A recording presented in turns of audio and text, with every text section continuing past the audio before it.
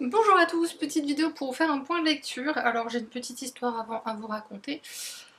J'avais tourné 3 vidéos, et j'étais fière de moi en plus, d'autant que j'avais un petit peu galéré, mais j'ai perdu ma carte mémoire.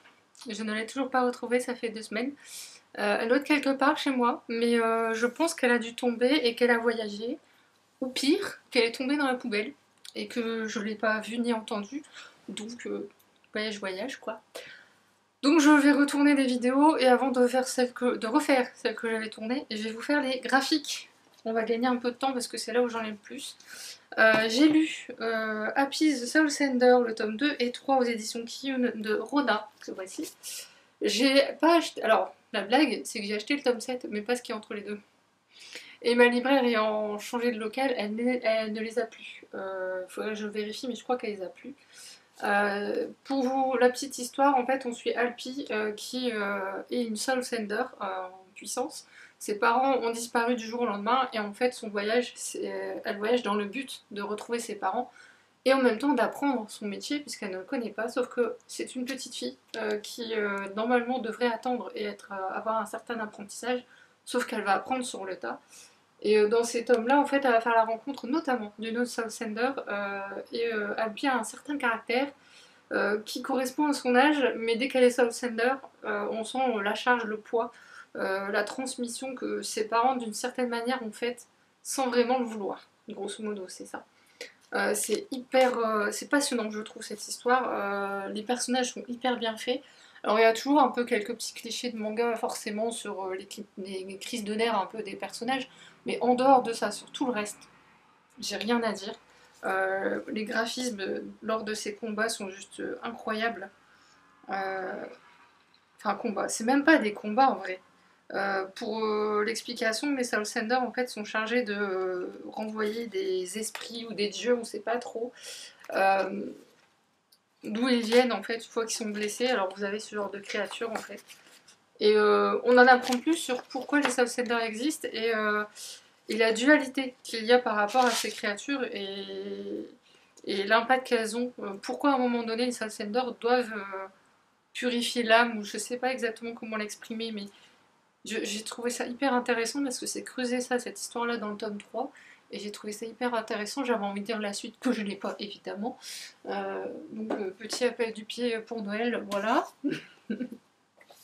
J'ai fini enfin, depuis le temps qu'on me l'avait offert, cette série, la série Éclat d'âme, le tome 2, 3 et 4 que j'ai lu. J'espère, ouais, c'est bon, c'est à l'endroit. Pour la petite histoire que je vous rappelle un peu, on suit en fait un personnage, Tasuku, qui était sur le point de se suicider parce que homosexuel et que il est convaincu qu'il sera rejeté de toute façon, que ça sert à rien, sauf qu'il va croiser une personne qui va lui dire va à tel endroit, tu seras accepté tel que tu es. Et c'est au contact de toutes ces personnes de la communauté LGBT+, qui va apprendre à s'assumer en fait. Et j'ai beaucoup aimé les réflexions autour de ces différents sujets parce qu'il n'y a pas que l'homosexualité, il y a la transsexualité, il y a aussi la dysphorie de genre, et il y a ces personnes qui aiment s'habiller dans le sexe, dans le genre opposé. Il y a un petit garçon comme ça qui s'habille en fille, il adore ça, mais il se refuse à le faire parce que question de fierté, de le regard de la société, etc. Et j'ai adoré les réflexions qui sont faites, et une réflexion qui est faite qu'on n'entend jamais parler, et je trouve que ce serait peut-être pas si mal d'en parler parce qu'on est en plein dedans. Je trouve que ce manga qui est pas d'aujourd'hui, pourtant, enfin, on l'a fait il y a vraiment longtemps, je jure que c'est vrai, il y a quand même pas mal d'années maintenant, parle de cette pseudo-bienveillance qui n'en est pas. Ces gens qui disent non mais tu te rends pas compte, enfin, qui pensent savoir mieux ce qui est bon pour vous, sans le savoir, et qu'en fait plus ils vont vouloir faire preuve de cette bienveillance, et plus ils vont vous blesser. J'en ai fait les frais. Pas sur ce sujet-là, mais sur d'autres sujets, là ça touche à la communauté LGBT+, mais sur d'autres sujets ça peut le faire aussi. Vous savez, ces pseudo-conseils qu'on vous donne, non mais tu devrais faire ça, tu sais, et que vous êtes blessé, bah, c'est exactement ça, et je trouve que c'est hyper bien traité dedans. Les réactions, l'homophobie aussi est traitée évidemment. Il y a aussi ces homosexuels qui s'ignorent, qui passent par l'homophobie, c'est plus sûr en fait. Oui. Et toutes ces thématiques sont traitées avec beaucoup de justesse, sans être non plus hyper violente. Je veux dire, le peu de violence qu'il y a suffit à elle seule en fait. Le dernier tome, on a enfin quelques réponses sur deux des personnages en fait. Notamment le personnage qui a fait venir Tasuku. Et je me suis retrouvée dans le passé de ce personnage. Honnêtement, ça m'a beaucoup. Ce qui est assez dingue parce que, si vous savez, je suis une thérapie et il y a des questions qui trottent et qui trottent et qui trottent et qui traînent. Et en fait, elles n'ont même pas lieu d'être. Elles n'ont même pas lieu d'être, je le sais. Mais ça continue parce que société. Grosso modo, c'est un peu ça, je le sais, et ça m'agace. Et là, ici, ce personnage, je me dis, mais elle a trouvé la réponse que moi, que je connais au fond de moi, mais j'y arrive pas à... Je sais pas. Enfin, j'y arrive sans y arriver, et j'y pense plus, en fait. J'ai arrêté d'y penser. Ouais, je me suis retrouvée dans ce personnage, et ça a résonné pas mal en moi. C'est le seul point commun qu'on a, elle et moi, mais voilà, c'était hyper intéressant. Je vous recommande plus cette maison d'édition Akata, vous le savez. J'espère juste vraiment, maintenant qu'ils ont été rachetés, qu'ils vont pas changer de cap. J'ai peur un peu parce que les deux derniers titres que j'ai vus qui sortaient depuis le rachat, je suis pas emballée quoi. Enfin, à la recherche de notre comète de Emi Mitsuki aux éditions Anna. Maintenant, je crois que c'est les éditions Anna qu'on dit, ou Boisovi DP, enfin bref, c'est un plein de noms. Ici, on suit Kawai et Ohara, qui étaient deux camarades de classe au lycée. L'un des deux était amoureux de l'autre, sauf qu'il ne l'a jamais dit, et il a tout sacrifié pour emménager à côté de ce jeune homme dont il est tombé amoureux. Sauf que des événements ont fait qu'ils se sont éloignés l'un de l'autre. Et qu'est-ce que je peux dire d'autre? Je sais pas ce que je peux vous dire d'autre. Honnêtement, je m'attendais à quelque chose de beaucoup plus beau, beaucoup plus doux, beaucoup plus poétique. Et en fait, non.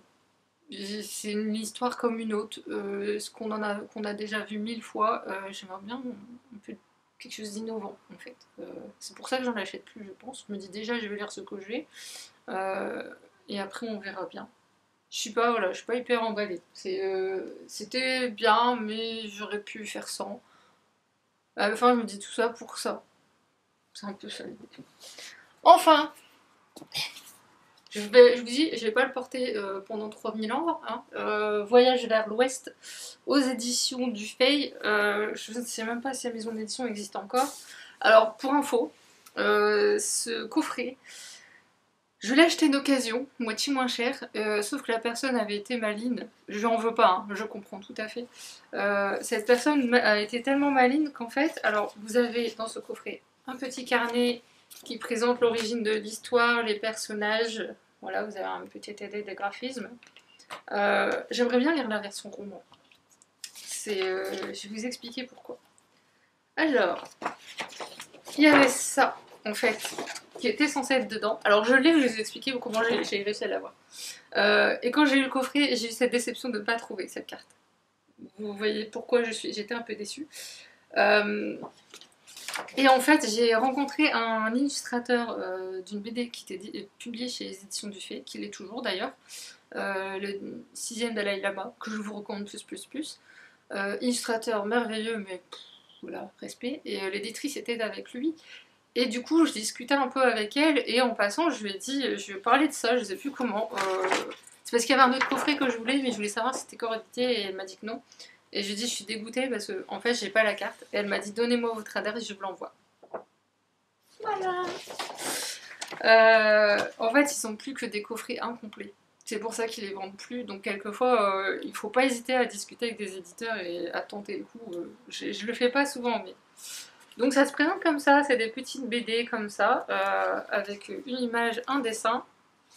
À de rares occasions, vous aurez des petites illustrations, des petits textes en bulles. Il y a 36 tomes en tout. J'ai pris le temps. Alors c'est ce genre de truc un peu agaçant parce que ça va très vite à lire. Nous sommes d'accord. 10 minutes, voire 20 minutes, il y a beaucoup de texte par tome. Donc 36 en une journée c'est bouclé, même pas une demi-journée c'est bouclé. Mais non, moi j'aimais bien lire ça avant d'aller me coucher. J'ai mis 1 an je crois à lire parce que je lisais pas tous les jours. En fait j'allais entre ça et ma Bible, ce que j'appelle la Bible tellement ça a la taille d'un code civil en fait. C'est un texte bouddhique qui est hyper intéressant mais je lis 2-3 pages et ça s'arrête là. Parce que c'est reposant, c'est tellement reposant. Il faut pas un bruit dehors sinon j'y arrive pas non plus. La dernière fois que je l'ai lu, il y avait des gens qui faisaient la teuf quasiment au pied de mon immeuble, ce qui est très rare. Je me dis, pouf, d'habitude, c'est toujours calme, et là, le jour où je me décide, j'ai dû mettre des boules caisses, les gens. Bref, c'est hyper intéressant. C'est un texte qui est raconté, c'est une histoire qui est racontée aux enfants, qui raconte l'histoire du singe Sun. J'ai peur de dire une bêtise, je vais vérifier avant de vous dire une bêtise. Le singe pèlerin qui s'appelle Sun Wukong, voilà, donc j'ai bien fait de vérifier, j'allais dire une bêtise.